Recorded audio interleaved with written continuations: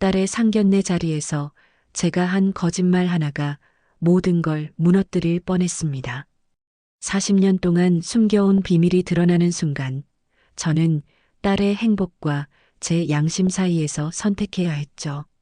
그런데 그 선택의 결과는 제가 상상했던 것보다 훨씬 더 잔인했습니다. 이 이야기는 66세 김혜련이라는 한 여성이 평생 숨겨온 과거가 딸의 결혼을 앞두고 드러나면서 벌어지는 가족의 비밀과 용서에 관한 이야기입니다.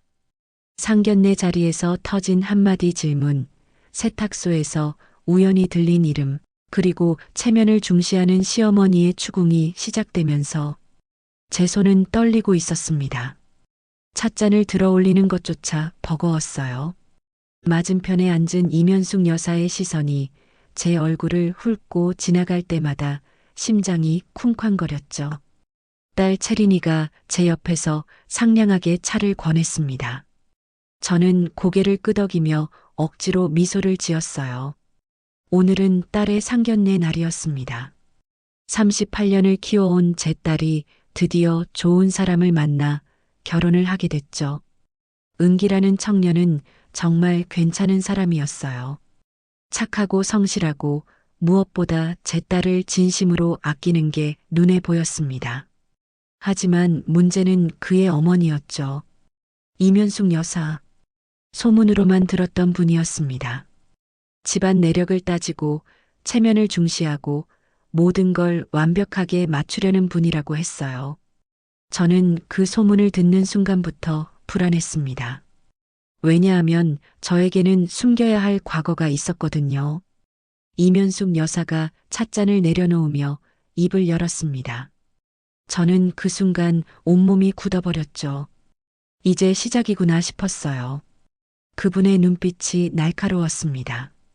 마치 무언가를 캐내려는 듯한 시선이었죠. 채린이 아버지에 대한 질문이었습니다. 어떤 일을 하셨는지, 어떻게 돌아가셨는지, 가족관계는 어떤지. 이면숙 여사는 정중하게 하지만 집요하게 물어왔어요. 저는 목구멍이 타들어가는 걸 느꼈습니다. 돌아가셨다고 말했습니다. 교통사고로 일찍 세상을 떠났다고 얼버무렸죠. 이면숙 여사는 고개를 끄덕이며 안타까운 표정을 지었어요. 하지만 저는 알 수 있었습니다. 그분의 눈빛 깊은 곳에 의심이 자리 잡고 있다는 걸요. 제가 한 말은 거짓이었습니다. 남편은 죽지 않았어요. 40년 전 감옥에 갔죠. 억울한 누명을 쓰고 들어간 거였지만 세상 사람들은 그렇게 봐주지 않았습니다. 살인사건의 공범이라는 딱지가 붙었고 제 남편은 15년 형을 선고받았어요. 저는 그때 26이었습니다. 갓 돌을 넘긴 딸을 안고 감옥에 면회를 가던 날을 잊을 수가 없어요. 남편은 철창 너머에서 제 손을 잡으며 울었죠. 자기는 억울하다고 아무것도 하지 않았다고 제발 믿어달라고 했습니다. 저는 믿었어요. 하지만 세상은 믿어주지 않았죠. 동네 사람들의 시선이 달라졌습니다. 수군거리는 소리가 들렸어요. 죄인의 아내, 범죄자의 엄마. 그런 소리들이 제 귀를 파고들었습니다. 견딜 수가 없었어요. 그래서 저는 도망쳤습니다. 딸을 데리고 다른 동네로 이사했죠. 남편과 이혼은 하지 않았지만 연락을 끊었어요. 면회도 가지 않았습니다. 그냥 없는 사람처럼 살기로 했죠. 채린이에게는 아빠가 죽었다고 말했습니다. 어렸을 때부터 그렇게 가르쳤어요. 아빠는 교통사고로 하늘나라에 갔다고 우리를 지켜보고 계신다고 말했죠. 채린이는 자라면서 한 번도 아빠에 대해 의심하지 않았습니다. 저는 그게 다행이라고 생각했어요. 학교 급식 조리사로 일하며 채린이를 키웠습니다. 평생을 성실하게 살았죠. 아침 5시에 일어나 학교에 가서 아이들 밥을 하고 저녁에 돌아와 딸의 숙제를 봐주고 밤늦게 잠들었습니다. 그렇게 38년을 살았어요. 채린이는 잘 자라줬습니다. 밝고 착한 아이였죠. 대학을 졸업하고 좋은 직장에 취직했고, 이제는 결혼까지 하게 됐어요. 저는 그저 감사할 따름이었습니다. 하지만 상견례 자리에서 이면숙 여사의 눈빛을 보는 순간 모든 게 무너질 것 같았습니다. 그분은 뭔가를 알아챈 것 같았어요. 제 대답이 어딘가 석연치 않다는 걸 느낀 거죠. 이면숙 여사는 자리에서 일어나며 다음에 또 보자고 말했습니다. 하지만 그 말투에는 차가움이 묻어 있었어요. 집으로 돌아오는 길, 채린이는 들떠 있었습니다. 은기 어머니가 마음에 드셨나 봐요. 저는 고개를 끄덕이며 대답했죠. 하지만 속으로는 불안했습니다. 이면숙 여사가 무언가를 조사할 것 같았어요. 그날 밤 잠을 이룰 수가 없었습니다. 천장을 바라보며 40년 전 그날을 떠올렸어요. 남편이 경찰에 끌려가던 날 제 손을 뿌리치며 가던 그 모습. 저는 그때 남편을 외면했습니다. 두려웠거든요. 세상의 손가락질이, 사람들의 수군거림이 무서웠어요. 남편은 출소 후 어디론가 떠났습니다. 소식을 들어보니 다른 도시에서 혼자 살고 있다고 했어요. 저를 찾아오지도 연락하지도 않았죠. 어쩌면 그것도 저를 배려한 거였을지 모릅니다. 하지만 저는 그 사실이 더 마음을 아프게 했어요. 제가 그를 버렸으니까요. 며칠 뒤 채린이에게서 전화가 왔습니다. 은기 어머니가 갑자기 태도가 달라졌다는 거예요. 혼사를 재고해 봐야겠다는 말씀을 하셨다고 했죠. 제 심장이 철렁 내려앉았습니다. 이면숙 여사가 뭔가를 알아낸 거였어요. 저는 채린이를 진정시키며 자신이 해결하겠다고 말했습니다. 하지만 어떻게 해결해야 할지 막막했죠. 40년 동안 숨겨온 비밀이 이제 드러날 판이었습니다. 다음 날 저는 오랜 친구 정윤재를 찾아갔습니다. 윤재는 마을 반장으로 오래 일했고 은퇴한 지금도 동네 일에 적극적이었어요. 저와는 학교 다닐 때부터 알던 사이였죠. 제 사정을 아는 몇 안 되는 사람 중 하나였습니다. 윤재는 제 이야기를 끝까지 들어줬어요. 그러고는 한숨을 쉬며 말했죠. 이제라도 진실을 말하고 용서를 구하는 게 어떻겠냐고요. 거짓말은 언젠가 드러나게 되어 있고 그때는 더 큰 상처를 남긴다고 했습니다. 저는 고개를 저었어요. 채린이가 알게 되면 어떻게 되겠냐고, 딸의 결혼이 깨지면 어떻게 하냐고 물었죠. 윤재는 아무 말도 하지 않았습니다. 그저 제 손을 꽉 잡아줬어요. 그날 밤도 잠을 이루지 못했습니다. 이불을 뒤집어 쓰고 울었어요. 왜 이렇게 됐을까? 왜 제가 그때 남편을 믿고 지켜주지 못했을까? 후회가 밀려왔습니다. 하지만 이미 늦었죠. 다음 날 아침 채린이에게서 다시 전화가 왔습니다. 은기 어머니가 저를 직접 만나고 싶어 하신다는 거예요. 제 목소리가 떨렸지만 알겠다고 대답했습니다. 피할 수 없다면 맞서야 했죠. 만남의 날이 다가왔습니다. 저는 거울 앞에 서서 제 얼굴을 오래 바라봤어요. 주름진 얼굴, 희끗희끗한 머리카락, 66년을 살아온 흔적들이었죠. 그 세월 동안 저는 무엇을 했을까요? 도망치고 숨기고 거짓말하며 살았습니다. 하지만 이제는 달라야 했어요. 적어도 딸의 행복을 위해서라도 저는 용기를 내야 했습니다.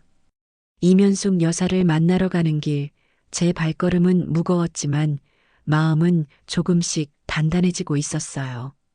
진실을 마주할 시간이 온 거였습니다. 이면숙 여사가 저를 부른 장소는 호텔 라운지였습니다. 고급스러운 분위기에 그곳에 들어서는 순간 저는 주눅이 들었어요. 제 낡은 코트와 가방이 초라해 보였죠. 하지만 고개를 들고 걸었습니다. 이제 와서 물러설 수는 없었으니까요. 이면숙 여사는 이미 자리에 앉아 계셨습니다. 정갈한 옷차림에 단정한 머리, 그리고 날카로운 눈빛. 저를 보자마자 미소를 지었지만 그 미소는 입가에만 머물러 있었어요.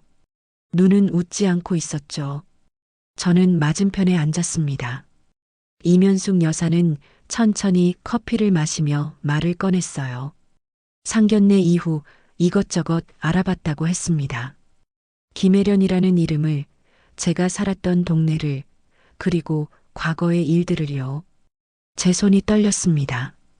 커피잔을 잡은 손에 힘이 들어갔죠. 이면숙 여사는 가방에서 낡은 신문 스크랩을 꺼냈습니다. 40년 전 기사였어요. 살인사건 공범 체포, 그리고 그 옆에 작게 실린 남편의 이름. 숨이 막혔습니다. 이면숙 여사는 조용히 말했어요. 세탁소에서 우연히 듣게 됐다고 했죠. 오래된 세탁소 주인이 제 이름을 언급하며 예전에 이 동네에 살았던 그 사람 아니냐고 물었다는 겁니다. 그 순간 모든 게 무너지는 기분이었어요. 이면숙 여사는 직접 자료를 찾아봤다고 했습니다. 도서관에 가서 옛날 신문을 뒤졌고 마침내 그 기사를 찾아냈죠. 사건의 전말, 재판 과정, 그리고 판결까지 모든 게 거기 적혀 있었습니다. 저는 아무 말도 할 수 없었어요. 이면숙 여사가 물었습니다. 왜 거짓말을 했냐고, 딸에게도 숨겼냐고, 이런 과거를 가진 집안과 혼사를 진행할 수 있겠냐고요. 그분의 목소리는 차갑고 단호했습니다. 제 입술이 바르르 떨렸어요. 변명하고 싶었지만 무슨 말을 해야 할지 몰랐습니다. 사실 변명의 여지가 없었죠. 저는 거짓말을 했고 딸을 속였고 과거를 숨겼으니까요. 이면숙 여사는 일어서며 말했습니다. 며칠 시간을 주겠다고 그동안 생각해 보라고 했어요. 하지만 혼사는 아마도 어려울 거라고 덧붙였죠. 그분은 그렇게 차갑게 돌아섰고 저는 그 자리에 멍하니 앉아 있었습니다. 호텔을 나와 걷는 길이 끝없이 길게 느껴졌어요. 거리의 사람들이 모두 저를 손가락질하는 것 같았습니다. 죄인의 아내, 거짓말쟁이, 나쁜 엄마. 그런 소리들이 귓가에 맴돌았죠. 집에 돌아왔을 때는 이미 해가 지고 있었습니다. 현관문을 열고 들어서는데 채린이가 거실에 앉아 있었어요. 눈이 빨갛게 충혈돼 있었죠. 울었다는 걸 단번에 알 수 있었습니다. 채린이가 물었어요. 은기 어머니한테 무슨 말을 들었냐고, 도대체 무슨 일이냐고요. 저는 아무 대답도 할 수 없었습니다. 그저 채린이를 꽉 안아줄 수밖에 없었죠. 하지만 채린이는 제 품에서 빠져나갔습니다. 그리고 똑바로 쳐다보며 물었어요. 엄마가 뭘 숨기고 있는 거냐고, 자기도 알 권리가 있지 않냐고요. 그 눈빛에는 배신감이 서려 있었습니다. 저는 그날 밤 채린이에게 아무 말도 하지 못했어요. 다음 날 아침 일찍 저는 다시 윤재를 찾아갔습니다. 윤재는 마당에서 화분을 손질하고 있었어요. 저를 보자마자 무슨 일인지 알아챘죠. 제 얼굴에 모든 게 드러나 있었으니까요. 저는 어제 있었던 일을 모두 이야기했습니다. 이면숙 여사가 모든 걸 알아냈다는 것, 혼사가 깨질 것 같다는 것, 그리고 채린이에게 뭐라고 말해야 할지 모르겠다는 것까지요. 윤재는 고개를 끄덕이며 들어줬습니다. 그러고는 말했어요. 이제는 더 이상 숨길 수 없다고, 채린이에게 진실을 말해야 한다고 했죠. 늦었지만 지금이라도 솔직해지는 게 맞다고요. 딸은 엄마가 생각하는 것보다 훨씬 강한 아이라고 했습니다. 하지만 저는 두려웠어요. 채린이가 저를 미워할까봐, 실망할까봐, 등을 돌릴까봐 무서웠습니다. 38년 동안 제가 지켜온 거짓말이 무너지는 순간, 딸과의 관계도 함께 무너질 것 같았죠. 윤재는 제 손을 잡아줬습니다. 그리고 천천히 말했어요. 사랑하는 사람에게 진실을 말하는 게 가장 큰 용기라고, 지금 혜련이에게 필요한 건 바로 그 용기라고 했죠. 저는 고개를 끄덕였지만 여전히 확신이 서지 않았습니다. 그날 오후 채린이에게서 문자가 왔습니다. 은기 어머니가 혼사를 잠시 보류하자고 했다는 내용이었어요. 정확한 이유는 말하지 않았지만 뭔가 확인해야 할 게 있다고 했답니다. 채린이는 문자 끝에 물었죠. 엄마랑 관련된 건지 자기가 뭘 알아야 하는지 말해달라고요. 제 손이 떨렸습니다. 휴대폰을 꽉 쥐고 한참을 망설였어요. 뭐라고 답해야 할까요? 어떻게 시작해야 할까요? 40년 동안 쌓아온 거짓말을 어디서부터 풀어야 할지 막막했습니다. 결국 답장을 보내지 못했어요.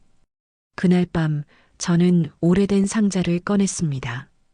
옷장 깊숙이 숨겨뒀던 상자였죠. 그 안에는 남편과의 추억이 담긴 물건들이 들어 있었어요. 결혼사진, 채린이 돌잔치 사진, 그리고 남편이 감옥에서 보낸 편지들. 편지를 펼쳐 읽었습니다. 누렇게 바랜 종이 위에 남편의 글씨가 또렷했어요. 혜련아, 미안하다. 나 때문에 고생한다. 채린이 잘 키워줘서 고맙다. 나는 괜찮으니 너무 걱정하지 마라. 그런 내용들이었죠. 눈물이 흘러내렸습니다. 저는 그 편지들의 답장을 한 번도 보내지 않았어요. 면회도 가지 않았고 전화도 받지 않았습니다. 그냥 남편을 없는 사람 취급했죠. 제 편의를 위해서, 제 안위를 위해서요. 얼마나 비겁했을까요? 남편은 억울한 누명을 쓰고 감옥에 갇혀 있었는데 저는 그를 외면했습니다. 그리고 딸에게는 아빠가 죽었다고 거짓말을 했죠. 모든 게 제 잘못이었어요. 상자를 다시 닫으며 결심했습니다. 채린이에게 진실을 말하기로요. 더 이상 미룰 수 없었습니다. 이면숙 여사가 먼저 말하기 전에 제 입으로 직접 말해야 했어요. 그게 엄마로서 할 수 있는 최소한의 도리였죠. 다음 날 채린이를 집으로 불렀습니다. 저녁을 차려놓고 기다렸어요. 채린이는 어두운 표정으로 들어왔습니다. 밥을 먹는 내내 무거운 침묵이 흘렀죠. 저는 숟가락을 놓고 천천히 입을 열었습니다. 할 말이 있다고 했어요. 채린이는 저를 똑바로 쳐다봤습니다. 그 눈빛에는 기대와 두려움이 섞여 있었죠. 저는 심호흡을 하고 40년 전 그날로 돌아가기 시작했습니다. 남편 이야기부터 꺼냈어요. 채린이 아빠는 교통사고로 죽은 게 아니라고, 사실은 감옥에 갔다고 말했습니다. 채린이의 얼굴이 굳어졌어요. 저는 계속 말을 이어갔죠. 억울한 누명을 썼다고 하지만 엄마는 아빠를 지켜주지 못했다고요. 채린이는 아무 말도 하지 않았습니다. 그저 저를 바라볼 뿐이었죠. 저는 떨리는 목소리로 모든 걸 털어놓았습니다. 이혼하지 않았지만 연락을 끊은 것, 다른 동네로 이사 온 것, 그리고 채린이에게 평생 거짓말을 한 것까지요. 채린이의 눈에서 눈물이 흘러내렸습니다. 하지만 소리내어 울지는 않았어요. 그저 조용히, 천천히 눈물만 흘렸죠. 저는 그 모습을 보며 가슴이 찢어지는 것 같았습니다. 채린이가 물었어요. 왜 말하지 않았냐고, 왜 38년 동안 거짓말을 했냐고요. 저는 대답할 수 없었습니다. 변명할 수 없었죠. 그저 미안하다는 말만 반복했어요. 채린이는 자리에서 일어났습니다. 그리고 조용히 말했죠. 시간이 필요하다고, 혼자 생각할 시간이 필요하다고요. 저는 고개를 끄덕일 수밖에 없었습니다. 현관문이 닫히는 소리가 유난히 크게 들렸어요. 저는 그 자리에 주저앉아 한참을 울었습니다. 모든 걸 잃은 것 같았어요. 딸도, 딸의 행복도, 그리고 제 자신까지도요. 며칠이 지났지만 채린이에게서 연락이 없었습니다. 전화를 해도 받지 않았고 문자에도 답이 없었어요. 저는 매일 밤 잠을 이루지 못하며 천장만 바라봤습니다. 이게 제가 받아야 할 벌인가 싶었죠. 일주일째 되던 날 윤재가 다시 찾아왔습니다. 채린이를 만나고 왔다고 했어요. 제 심장이 쿵 내려앉았죠. 윤재는 채린이가 많이 혼란스러워한다고 말했습니다. 하지만 엄마를 미워하지는 않는다고 했어요. 그 말에 조금 안도했습니다. 하지만 윤재는 이어서 말했죠. 채린이가 은기와의 결혼을 고민하고 있다고요. 이면숙 여사의 반대도 있고 자신의 출생 비밀도 있고 모든 게 너무 혼란스럽다고 했답니다. 저는 고개를 떨궜어요. 결국 제 거짓말이 딸의 행복까지 빼앗아 버린 거였습니다. 윤재는 조용히 말했어요. 아직 끝난 게 아니라고, 지금부터가 시작이라고요. 혜련이가 진짜 용기를 내야 할 때라고 했습니다. 하지만 저는 더 이상 무엇을 할 수 있을지 몰랐어요. 이미 모든 걸 고백했고, 딸은 저를 외면했고, 혼사는 깨질 위기였습니다. 제가 할 수 있는 게 뭐가 남았을까요? 그날 밤 혼자 동네를 걸었습니다. 차가운 바람이 얼굴을 스쳤어요. 하늘에는 별이 총총히 박혀 있었죠. 저는 그 별들을 보며 남편을 떠올렸습니다. 지금 어디서 뭘 하고 있을까요? 혹시 저와 채린이를 생각하고 있을까요? 미안했습니다. 남편에게도 채린이에게도 그리고 저 자신에게도요. 40년 동안 도망치며 살았던 제 자신이 부끄러웠습니다. 하지만 이제는 달라져야 했어요. 더 이상 도망칠 곳도 숨을 곳도 없었으니까요. 이제는 맞서야 했습니다. 진실과 과거와 그리고 제 자신과 마주해야 했죠. 집으로 돌아오는 길 결심했습니다. 이면숙 여사를 다시 만나기로요. 그리고 당당하게 말하기로 했어요. 제 과거를, 제 잘못을, 그리고 제가 살아온 삶을요. 더 이상 숨지 않기로 했습니다. 이면숙 여사를 만나기 전에 저는 먼저 은기를 만나야 했습니다. 이 모든 일의 중심에는 결국 두 젊은이의 사랑이 있었으니까요. 은기에게 직접 말하고 싶었어요. 제 과거를, 제 잘못을, 그리고 채린이가 얼마나 좋은 아이인지를요. 은기와의 만남은 조용한 카페에서 이뤄졌습니다. 그는 저를 보자마자 정중하게 인사했어요. 여전히 예의 바른 청년이었죠. 하지만 그의 눈빛에는 혼란이 가득했습니다. 당연했어요. 약혼녀의 집안에 이런 비밀이 있었다는 걸 알게 됐으니까요. 저는 천천히 이야기를 시작했습니다. 40년 전의 일부터 차근차근 설명했어요.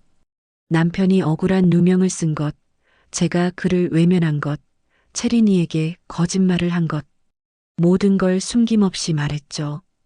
은기는 조용히 들어주었습니다. 그러고는 물었어요. 채린이는 이 사실을 이제 알게 된 거냐고요.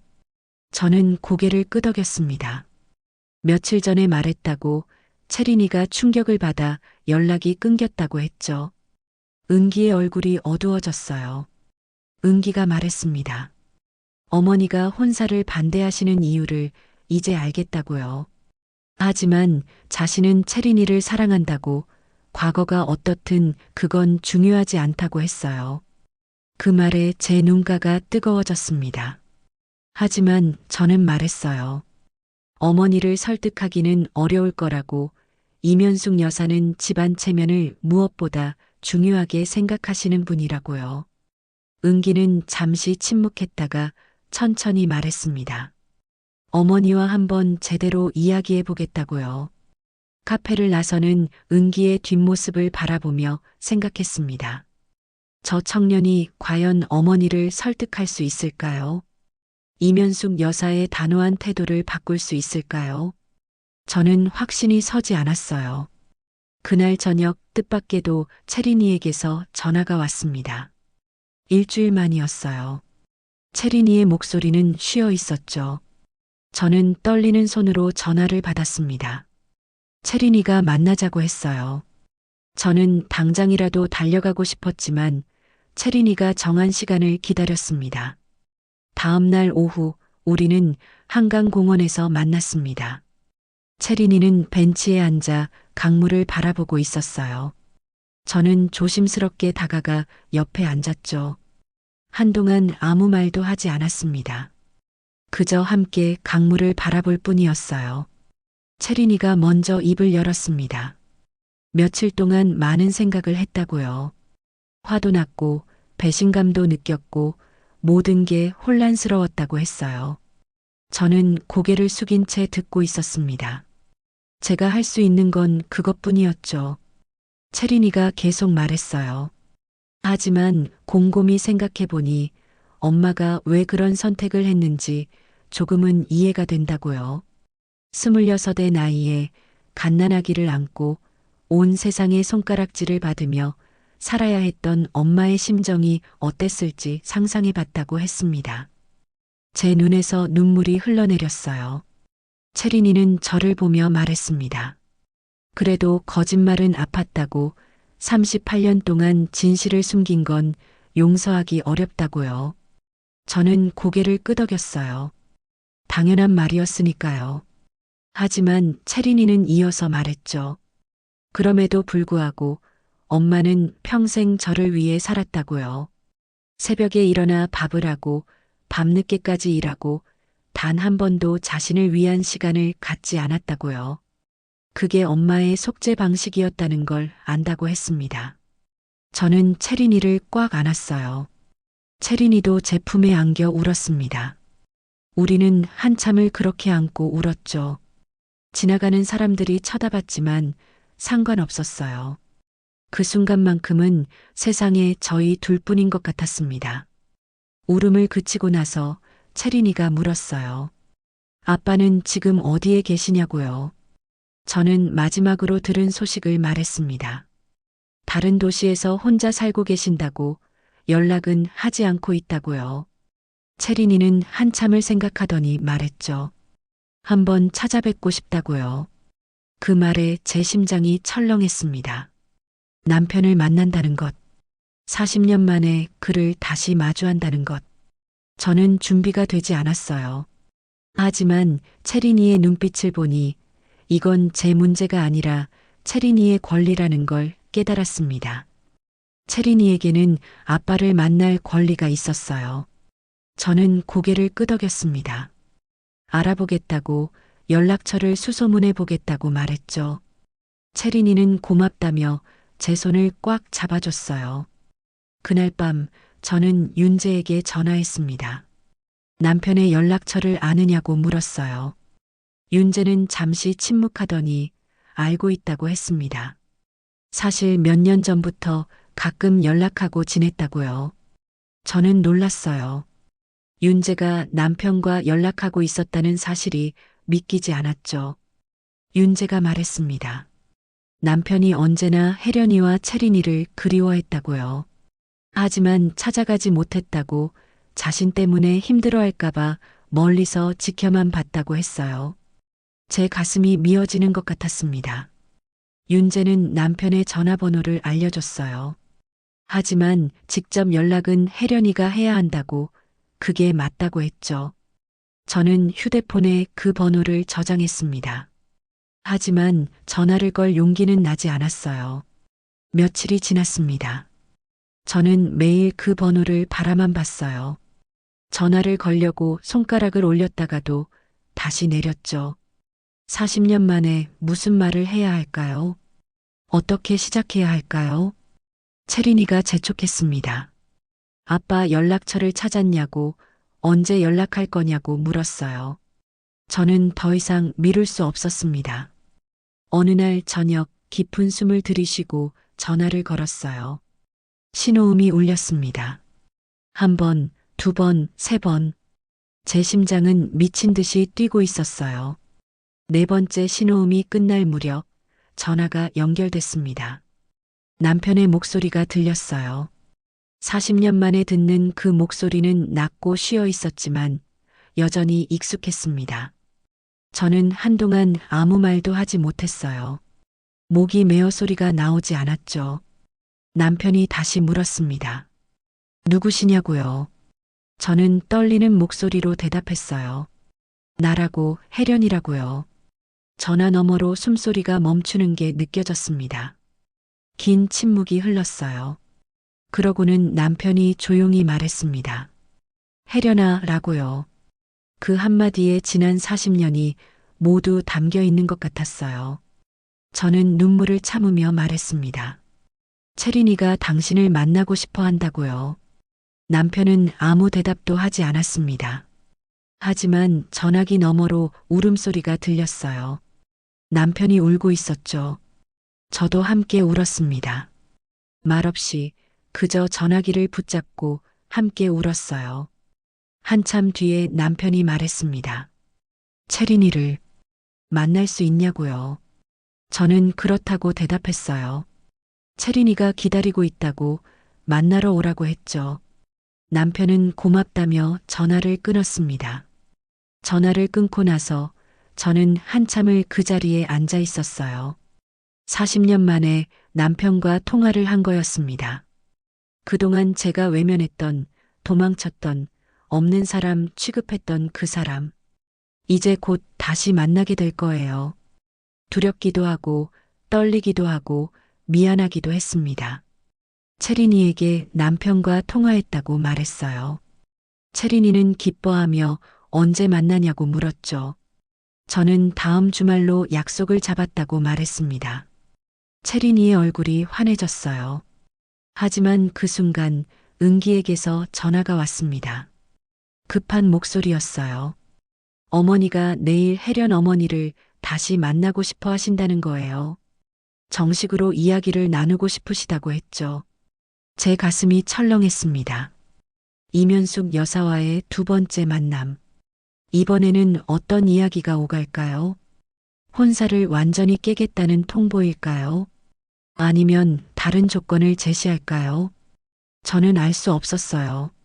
채린이가 걱정스러운 눈빛으로 저를 바라봤습니다. 저는 괜찮다며 웃어 보였어요. 이제는 더 이상 숨지 않을 거라고, 당당하게 맞설 거라고 말했죠. 채린이는 같이 가겠다고 했지만 저는 고개를 저었습니다. 이건 제가 해결해야 할 문제였어요. 그날 밤 저는 거울 앞에 섰습니다. 주름진 얼굴을 오래 바라봤어요. 66년을 살아온 흔적들. 그중 40년은 거짓말과 함께였죠. 하지만 이제는 달라질 겁니다. 더 이상 도망치지 않을 거예요. 다음 날 이면숙 여사와의 만남 장소로 향했습니다. 이번에도 호텔 라운지였어요. 저는 일찍 도착해서 기다렸습니다. 마음의 준비를 하기 위해서였죠. 할 말을 머릿속으로 정리했어요. 이면숙 여사가 들어왔습니다. 저번보다 더 차가운 표정이었어요. 앉자마자 단도직입적으로 말했죠. 혼사를 진행할 수 없다고, 이런 과거를 가진 집안과는 인연을 맺을 수 없다고요. 저는 예상했던 말이었지만 들으니 가슴이 아팠습니다. 하지만 저는 고개를 들고 이면숙 여사를 똑바로 바라봤어요. 그리고 천천히 말하기 시작했습니다. 제 과거에 대해서, 제 잘못에 대해서, 그리고 그 이후 제가 어떻게 살아왔는지에 대해서요. 이면숙 여사는 말없이 듣고 있었습니다. 저는 계속 말했어요. 40년 동안 단 하루도 편하게 산 적이 없다고, 매일 밤 제 잘못을 뉘우치며 살았다고요. 학교 급식실에서 아이들에게 밥을 하며 속죄했다고, 딸을 훌륭하게 키우기 위해 모든 걸 바쳤다고 했습니다. 이면숙 여사의 표정이 조금 흔들렸어요. 저는 마지막으로 말했습니다. 과거는 바꿀 수 없지만 제 딸 채린이는 잘못이 없다고요. 채린이는 착하고 훌륭한 아이라고, 은기와 잘 어울리는 좋은 사람이라고 했죠. 이면숙 여사는 한참을 침묵했습니다. 그러고는 천천히 말했어요.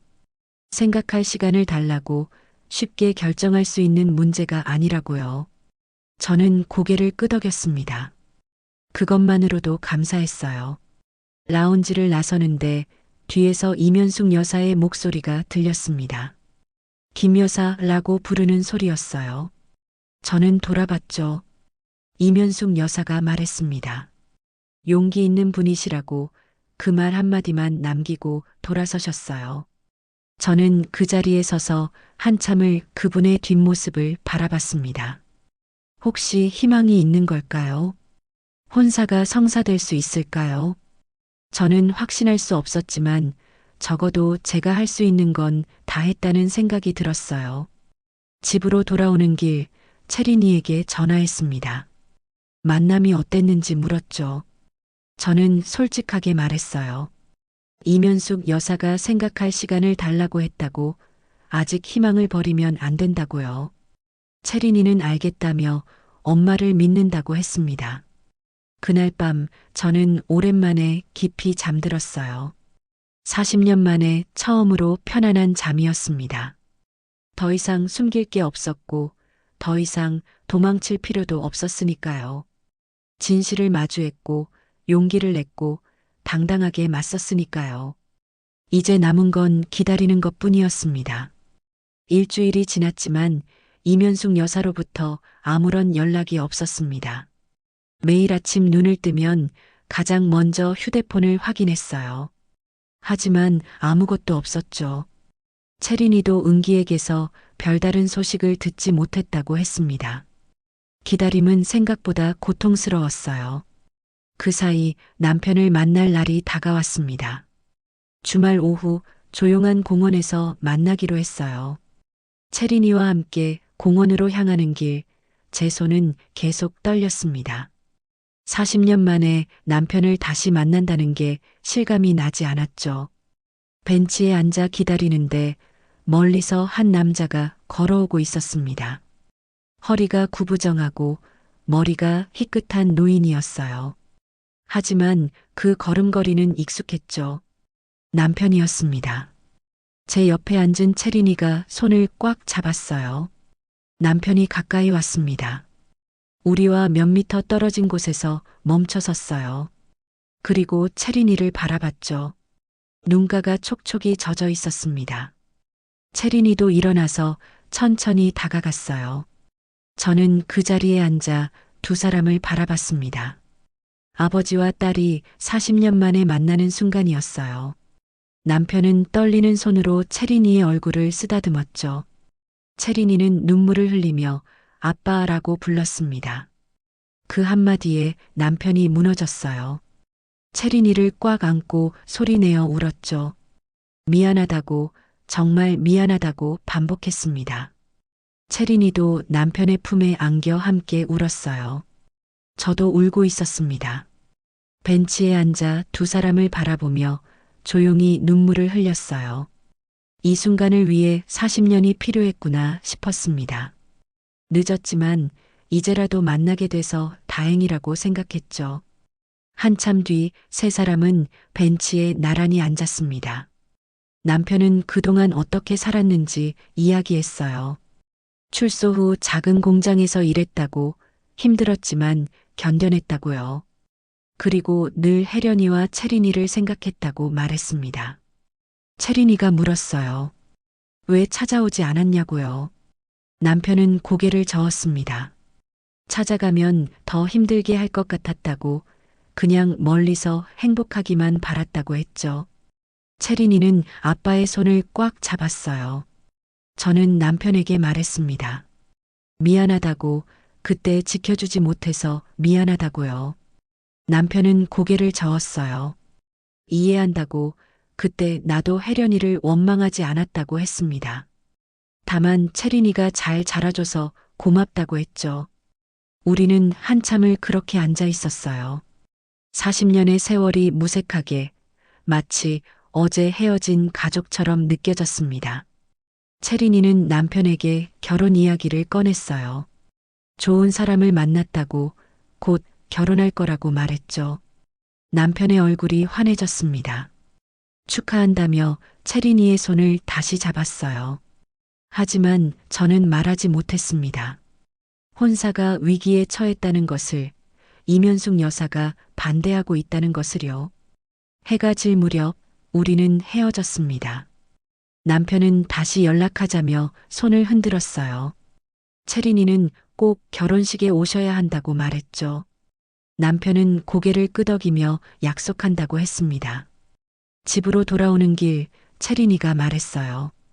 아빠를 만나니까 마음이 편해졌다고요. 그동안 비어있던 무언가가 채워진 것 같다고 했습니다. 저는 채린이의 손을 꽉 잡았어요. 이제 한 가지 문제만 남았죠. 이면숙 여사의 결정이었습니다. 그날 밤 마침내 은기에게서 전화가 왔습니다. 어머니가 최종 결정을 내리셨다는 거예요. 내일 오후에 다시 만나고 싶어 하신다고 했죠. 제 심장이 빠르게 뛰기 시작했습니다. 드디어 결정의 순간이 온 거였어요. 채린이도 함께 가겠다고 했습니다. 이번에는 말리지 않았어요. 채린이도 이 자리에 있어야 했으니까요. 우리는 함께 호텔 라운지로 향했습니다. 이면숙 여사는 이미 자리에 앉아 계셨어요. 그리고 놀랍게도 은기도 함께 있었습니다. 우리가 앉자 이면숙 여사는 천천히 입을 열었어요. 일주일 동안 많은 생각을 했다고, 쉽지 않은 결정이었다고 말했죠. 저는 숨을 죽이고 기다렸습니다. 이면숙 여사가 말을 이었어요. 솔직히 말하면 아직도 받아들이기 어렵다고, 집안의 과거를 생각하면 혼사를 진행하기 망설여진다고 했습니다. 제 가슴이 철렁 내려앉았어요. 하지만 이면숙 여사는 계속 말했습니다. 그럼에도 불구하고 김 여사가 보여준 용기를 무시할 수 없다고요. 잘못을 인정하고 진실을 고백하고 당당하게 맞선 그 모습이 마음을 움직였다고 했죠. 제 눈이 커졌습니다. 이면숙 여사는 채린이를 바라보며 말했어요. 채린 씨는 잘못이 없다고, 오히려 이런 어려운 환경에서도 훌륭하게 자란 게 대단하다고요. 그리고 은기가 선택한 사람이라면 믿어보겠다고 했습니다. 혼사를 허락한다는 말이었어요. 채린이가 입을 막으며 눈물을 흘렸습니다. 은기는 어머니의 손을 잡았죠. 저는 믿을 수가 없었어요. 정말로 이면숙 여사가 마음을 바꾼 거였습니다. 이면숙 여사가 저를 바라보며 말했습니다. 쉬운 결정은 아니었다고, 하지만 사람을 과거로만 판단해서는 안 된다는 걸 깨달았다고요. 김 여사가 그 이후 어떻게 살아왔는지가 더 중요하다고 했죠. 저는 고개를 숙여 인사했습니다. 감사하다고, 정말 감사하다고 말했어요. 목이 메어 제대로 말이 나오지 않았죠. 이면숙 여사는 부드러운 표정으로 고개를 끄덕였습니다. 은기가 말했어요. 어머니를 설득하는데 일주일이 걸렸다고, 매일 밤 이야기를 나눴다고요. 그리고 마침내 어머니가 마음을 열어주셨다고 했습니다. 채린이는 은기의 손을 꽉 잡았어요. 라운지를 나서며 채린이가 저를 안았습니다. 엄마 덕분이라고, 엄마가 용기를 내지 않았다면 불가능했을 거라고 말했어요. 저는 고개를 저었죠. 채린이가 좋은 사람이었기 때문이라고, 은기가 진심으로 채린이를 사랑했기 때문이라고 말했습니다. 하지만 마음 한편으로는 뿌듯했어요. 처음으로 제대로 된 선택을 한 것 같았습니다. 도망치지 않고 숨기지 않고 당당하게 맞선 결과였죠.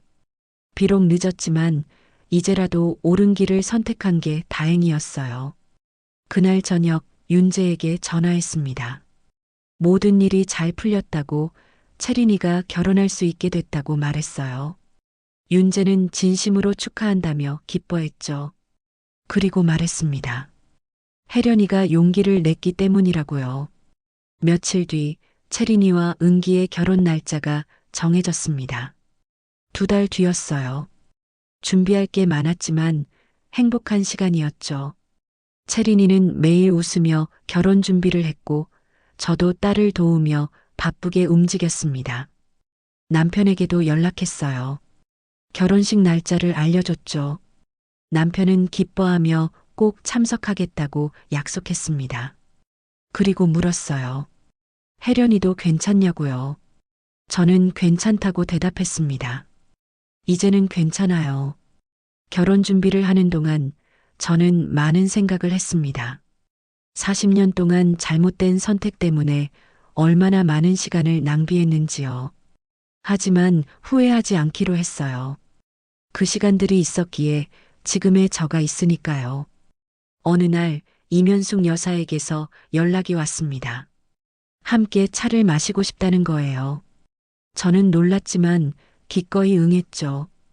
우리는 조용한 찻집에서 만났습니다. 이면숙 여사는 말했어요. 처음에는 정말 받아들이기 어려웠다고, 집안 체면만 생각했다고요. 하지만 아들의 행복이 더 중요하다는 걸 깨달았다고 했습니다. 그리고 김 여사의 용기가 자신을 변화시켰다고 말했죠. 저는 고개를 숙였습니다. 감사하다고, 이렇게 마음을 열어주셔서 정말 감사하다고 말했어요. 이면숙 여사는 미소를 지으며 말했습니다. 우리 이제 가족이 되는 거니까 서로 잘 지내보자고요. 그 말에 제 가슴이 따뜻해졌어요. 가족. 40년 만에 다시 완전한 가족을 갖게 된 거였습니다. 남편도 딸도 그리고 이제 사돈도요. 모든 게 제자리를 찾아가는 것 같았죠. 찻집을 나서며 이면숙 여사가 말했습니다. 결혼식 날 만나자고요. 저는 고개를 끄덕였습니다. 그날이 정말 기다려졌어요. 딸이 행복해지는 모습을 보는 것, 그것이 제가 바랄 수 있는 가장 큰 행복이었으니까요. 집으로 돌아오는 길, 벚꽃이 피어 있었습니다. 봄이 온 거예요. 긴 겨울이 끝나고 따뜻한 봄이 찾아왔죠.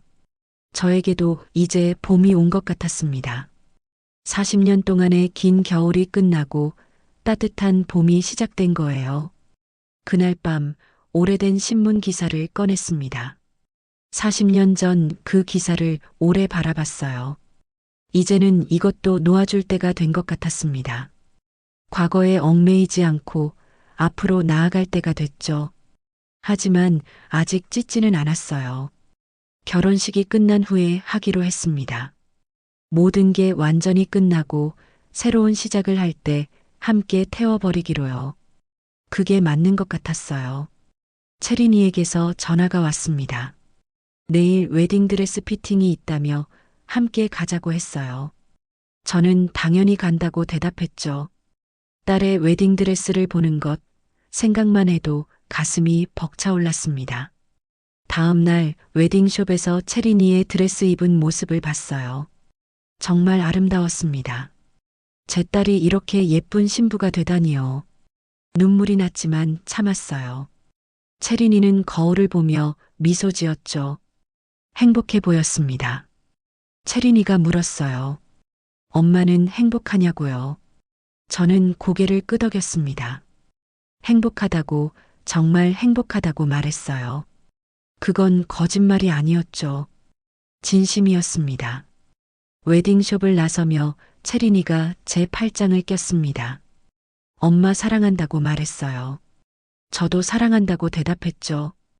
우리는 그렇게 팔짱을 끼고 걸었습니다. 봄바람이 따뜻하게 불어왔어요. 이제 결혼식까지 한 달 남았습니다. 준비할 것도 많고 바쁘기도 하지만 행복한 시간이에요. 40년 동안 느껴보지 못한 행복을 지금 느끼고 있습니다. 모든 게 제자리를 찾아가고 있었어요. 결혼식 날이 밝았습니다. 창문을 열자 따뜻한 봄바람이 들어왔어요. 하늘은 맑고 푸르렀죠. 딸의 결혼식을 위해 하늘도 축복해주는 것 같았습니다. 저는 깊은 숨을 들이쉬며 오늘을 맞이했어요. 새벽부터 체린이는 분주했습니다. 메이크업을 받고 드레스를 입고 머리를 손질했죠. 저는 옆에서 그 모습을 지켜봤어요. 제 딸이 신부가 되는 순간이었습니다. 38년을 키워온 딸이 이제 누군가의 아내가 되는 거예요. 가슴이 벅차올랐습니다. 기쁘기도 하고 아쉽기도 하고 뿌듯하기도 했어요. 이 모든 감정이 한꺼번에 밀려왔죠.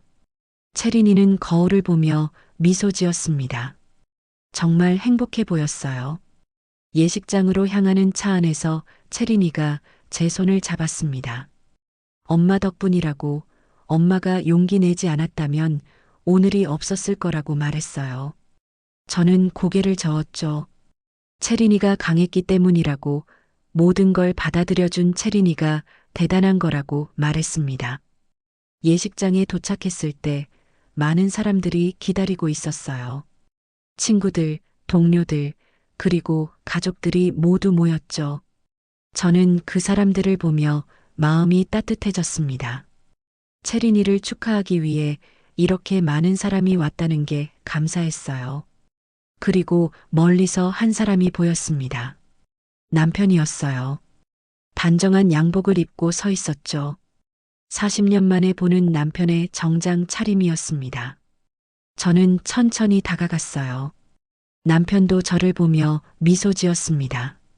남편이 말했어요. 채린이가 정말 예쁘게 컸다고, 고생 많았다고요. 저는 고개를 끄덕였습니다. 우리 함께 키운 딸이라고, 당신의 딸이기도 하다고 말했죠. 남편의 눈가가 붉어졌어요. 채린이가 우리에게 다가왔습니다. 아빠를 보자마자 환하게 웃었어요. 남편은 채린이를 꽉 안아줬죠. 아버지와 딸이 포옹하는 모습을 보며 저는 또 눈물이 났습니다. 이 순간이 얼마나 소중한지 알았어요. 윤재도 왔습니다. 오랜 친구는 제 손을 꽉 잡아줬어요. 축하한다고, 정말 잘 됐다고 말했죠. 저는 고맙다고 대답했습니다. 윤재가 없었다면 여기까지 오지 못했을 거예요. 이면숙 여사도 도착했습니다. 우아한 옷차림으로 들어오시더니 저를 보고 미소 지었어요. 저도 인사를 드렸죠. 이면숙 여사는 채린이를 보며 정말 아름답다고 칭찬했습니다. 채린이는 고맙다며 공손하게 인사했어요. 예식이 시작됐습니다. 음악이 흐르고 하객들이 자리에 앉았어요. 저는 앞자리에 앉아 단상을 바라봤죠. 은기가 먼저 입장했습니다. 긴장한 얼굴이었지만 행복해 보였어요. 그리고 채린이의 입장이었습니다. 음악이 바뀌고 모든 사람이 일어섰어요. 저도 일어나 뒤를 돌아봤죠. 채린이가 천천히 걸어오고 있었습니다. 웨딩드레스를 입은 제 딸은 정말 아름다웠어요. 그런데 채린이 옆에는 남편이 있었습니다. 채린이가 아빠와 함께 버질로드를 걷고 있었어요. 저는 그 모습을 보며 눈물이 쏟아졌습니다. 40년 만에 아버지와 딸이 함께 걷는 순간이었죠. 남편은 떨리는 손으로 채린이의 팔을 잡고 있었어요. 한 걸음 한 걸음 천천히 걸었죠. 채린이는 아빠를 바라보며 미소 지었습니다. 두 사람 모두 눈가가 촉촉했어요. 단상 앞에 도착했을 때 남편은 채린이의 손을 은기에게 건네줬습니다. 그리고 조용히 말했죠. 잘 부탁한다고, 우리 딸 행복하게 해달라고요. 은기는 고개를 숙여 인사했습니다. 꼭 그렇게 하겠다고 약속했어요. 남편이 제 옆자리에 앉았습니다. 우리는 나란히 앉아 딸의 결혼식을 지켜봤어요. 40년 만에 함께 앉아 있는 순간이었죠. 남편이 조용히 제 손을 잡았습니다. 저도 남편의 손을 꽉 잡았어요. 예식이 진행됐습니다.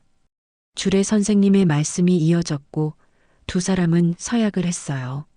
사랑하고 존중하며 평생을 함께하겠다는 약속. 채린이와 은기는 서로를 바라보며 그 약속을 했죠. 반지를 교환하는 순간 모든 하객이 박수를 쳤습니다. 저도 함께 박수를 쳤어요. 눈물을 흘리면서요. 옆에 앉은 남편도 울고 있었습니다. 우리는 손을 맞잡은 채 딸의 행복한 모습을 지켜봤어요. 예식이 끝나고 사진 촬영 시간이 왔습니다. 가족 사진을 찍는다고 했어요. 채린이와 은기가 중앙에 섰고 양가 부모님들이 옆에 섰죠. 저와 남편 그리고 이면숙 여사 부부가 함께 섰습니다. 사진사가 웃으라고 말했어요. 저는 자연스럽게 웃음이 나왔습니다. 억지로 지은 웃음이 아니라 진심에서 우러나온 웃음이었어요. 옆에 선 남편도 채린이도 은기도 모두 행복하게 웃고 있었죠. 플래시가 터졌습니다. 그 순간이 영원히 기록됐어요. 우리 가족의 새로운 시작이 사진에 담긴 거였죠. 40년 만에 다시 모인 가족, 그리고 새로 맺어진 인연. 모든 게 그 한 장의 사진 속에 있었습니다. 피로연이 시작됐습니다. 하객들이 음식을 먹으며 담소를 나눴어요. 저는 이 테이블 저 테이블을 돌아다니며 인사를 했죠.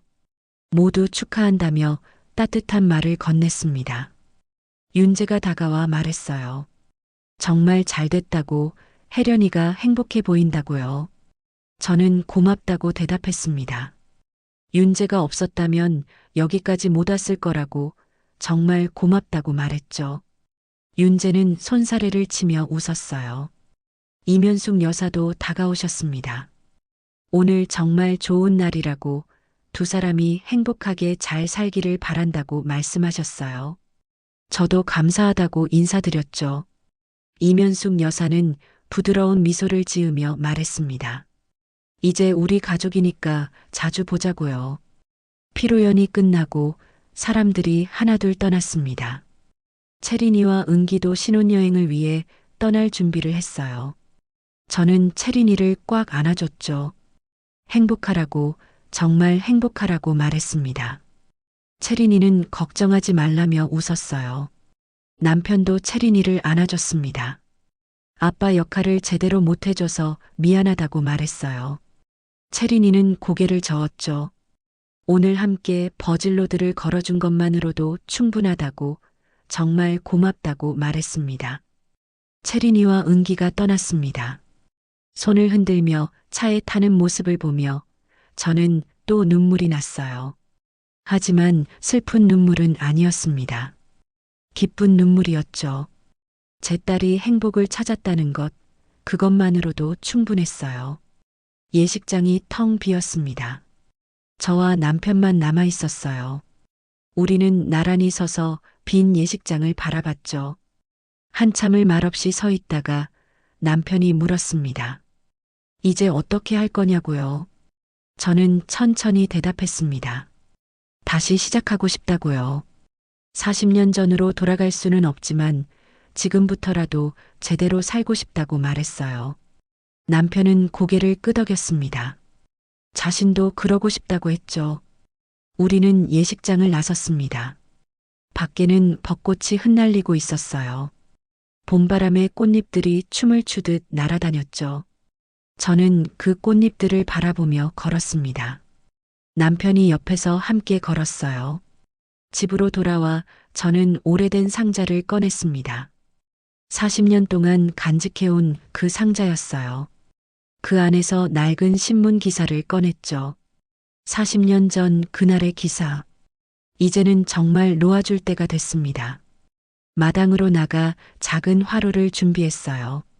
신문 기사를 천천히 찍기 시작했습니다. 한 장 한 장 찢으며 과거를 보냈어요. 40년 동안 저를 짓눌렀던 그 무게를, 죄책감을, 두려움을 함께 찢어냈죠. 모두 찢은 후 화로에 넣고 불을 붙였습니다. 종이가 타들어가는 걸 지켜봤어요. 연기가 피어오르고 제가 날아갔죠. 40년의 과거가 연기와 함께 사라지는 순간이었습니다. 윤재가 찾아왔습니다. 마당에서 뭘 하느냐고 물었어요. 저는 과거를 태우고 있다고 대답했죠. 윤재는 이해한다는 듯 고개를 끄덕이며 제 옆에 섰습니다. 제가 다 타들어갈 때까지 우리는 함께 지켜봤어요. 마지막 불씨가 꺼지자 저는 깊은 숨을 내쉬었습니다. 정말로 끝났구나 싶었어요. 이제 더 이상 과거에 얽매이지 않아도 되는 거죠. 윤재가 말했어요. 이제야 혜련이가 자유로워졌다고요. 저는 고개를 끄덕였습니다. 정말 그랬어요. 40년 만에 처음으로 자유를 느꼈죠. 짐을 내려놓은 것 같았습니다. 저녁이 되어 남편이 다시 찾아왔습니다. 함께 저녁을 먹자고 했어요. 저는 기꺼이 응했죠. 우리는 조용한 식당에 앉아 밥을 먹었습니다. 40년 만에 함께하는 식사였어요. 남편이 말했습니다. 천천히 다시 시작해보자고요. 서두르지 않고 조금씩 관계를 회복해 가자고 했죠. 저도 동의했습니다. 그게 맞다고 생각했어요. 40년의 공백을 하루아침에 메울 수는 없으니까요. 하지만 시작은 했습니다. 그것만으로도 충분했어요. 이제 우리에게는 시간이 있었으니까요. 천천히 조금씩 다시 가족이 되어가면 되는 거였죠. 식사를 마치고 나와 함께 걸었습니다. 벚꽃이 핀 길을 따라 천천히 걸었어요. 꽃잎들이 바람에 흩날렸죠. 봄밤의 공기는 상쾌했습니다. 남편이 제 손을 잡았어요. 저도 남편의 손을 꽉 잡았죠. 우리는 말없이 걸었습니다. 특별한 대화는 없었어요. 그저 함께 걷는 것만으로도 충분했죠. 40년 만에 다시 나란히 걷는 순간이었습니다. 벚꽃길 끝에서 우리는 멈춰 섰어요. 남편이 저를 바라보며 말했습니다. 고맙다고, 채린이를 잘 키워줘서 고맙다고요. 저는 고개를 저었죠. 우리 딸이라고, 함께 키운 딸이라고 말했습니다. 남편이 조용히 말했어요. 이제야 용서할 수 있을 것 같다고요. 저도 말했습니다. 저도 이제야 저 자신을 용서할 수 있을 것 같다고요. 우리는 서로를 바라보며 미소 지었어요. 집으로 돌아오는 길, 하늘을 올려다봤습니다. 별이 총총히 빛나고 있었어요. 아름다운 밤하늘이었죠. 저는 그 별들을 보며 생각했습니다. 이제 새로운 시작이구나, 라고요. 66년을 살아온 인생. 그중 40년은 거짓과 도망으로 가득했어요. 하지만 이제는 달라질 겁니다. 남은 인생은 진실과 용기로 채워나갈 거예요. 늦었지만 이제라도 제대로 살 수 있게 됐으니까요. 집에 들어와 거울 앞에 섰습니다. 제 얼굴을 오래 바라봤어요. 주름진 얼굴, 희끗한 머리카락. 하지만 눈빛만은 달라져 있었습니다. 예전처럼 두려움에 가득 차 있지 않았어요. 이제는 평온했죠. 침대에 누워 눈을 감았습니다. 오늘 하루를 떠올렸어요. 딸의 결혼식, 남편과의 재회, 과거를 태운 순간, 그리고 벚꽃길을 함께 걸은 시간, 모든 순간이 소중했습니다. 채린이에게서 문자가 왔습니다. 신혼여행지에 잘 도착했다고, 너무 행복하다고 했어요. 그리고 마지막 문장이 있었죠. 엄마 사랑해요 라고요. 저도 답장을 보냈습니다. 나도 사랑한다고, 정말 행복하라고 썼어요. 문자를 보내고 나니 마음이 따뜻해졌습니다. 제 딸이 행복하다니 그것만으로도 충분했어요. 눈을 감으니 잠이 왔습니다. 깊고 편안한 잠이었어요. 40년 만에 처음으로 악몽 없이 잘 수 있었죠. 더 이상 과거가 저를 괴롭히지 않았습니다. 이제는 자유로웠으니까요. 아침에 눈을 떴을 때 햇살이 창문으로 들어오고 있었습니다. 따뜻한 봄 햇살이었어요. 저는 천천히 일어나 창문을 열었죠. 신선한 공기가 들어왔습니다. 새로운 하루가 시작되는 순간이었어요. 거울을 보며 저 자신에게 말했습니다. 이제 당신을 용서할 수 있을 것 같다고요. 40년 동안 자신을 용서하지 못하고 살았지만 이제는 괜찮아요.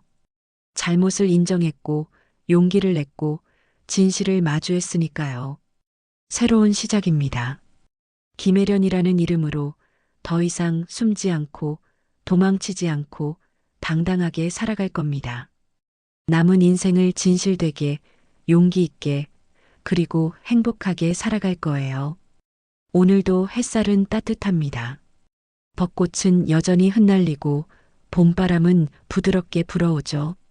저는 이 아름다운 봄날에 새로운 인생을 시작합니다. 66년 만에 처음으로 진정한 자유를 느끼며요. 고맙습니다. 제 이야기를 들어주셔서요. 여러분은 이 이야기를 어떻게 생각하시나요?